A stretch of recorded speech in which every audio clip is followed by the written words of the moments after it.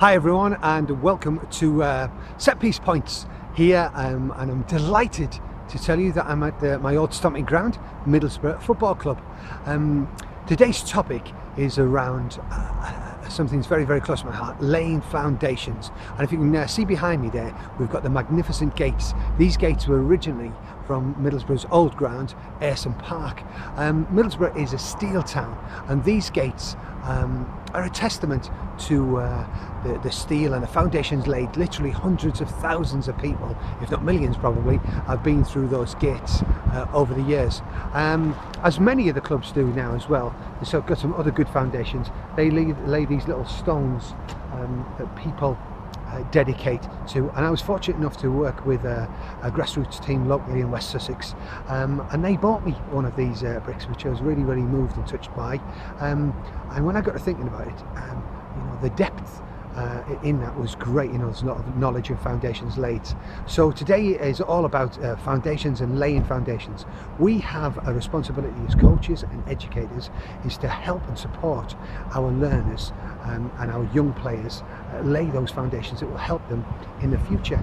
These are transferable skills which they can use in the future over time. So it's very, very good that we put them in really, really early. A couple of key areas that we've got are attitudes, laying the foundations for attitudes, the behaviours that our players have, values, ethics, and of course practical footballing techniques. We just said there that these skills are transferable. If somebody comes and practices day in, day out, they learn a set of principles that they can take through their entire life. So it's valuable and really, really vitally important that we do that.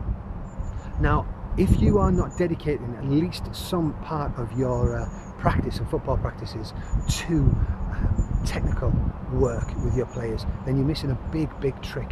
You need to be putting in the very foundational and basic skills at all time. And a question for us to maybe mess around with as coaches and educators is, what are we doing to help and support our young learners lay the foundations for the future?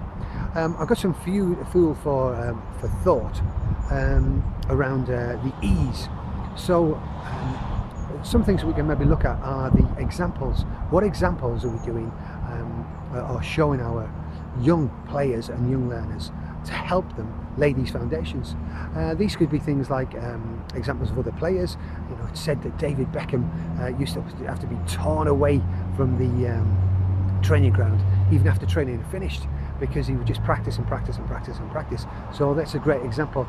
Also, we can draw from other sports.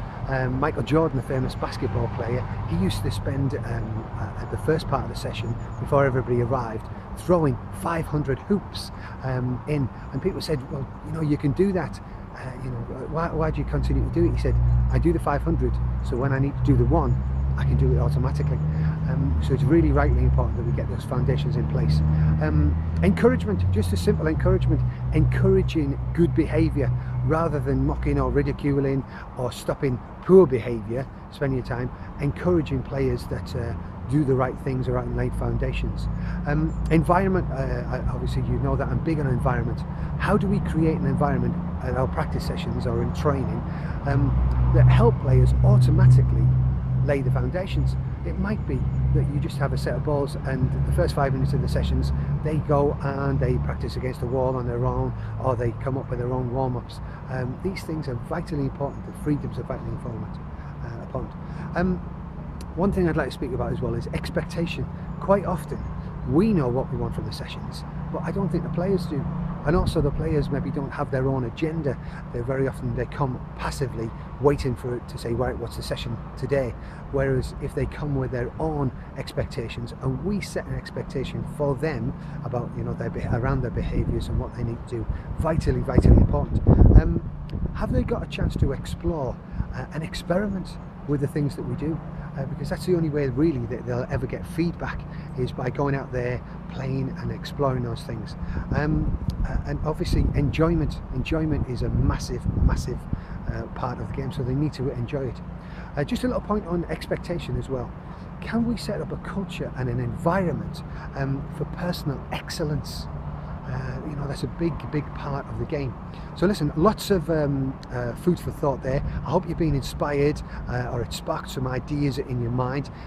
If you've enjoyed it, please feel free to get in touch. We'd love to chat with you and hopefully help you out as much as we can. You can get in touch with us via the website, which is www.procoachingfootballacademy.com, or you can just call us. We'd love to hear from you. So for now, please enjoy this set piece point, share it with your friends, and we'll see you next time. Thanks a lot. Bye for now.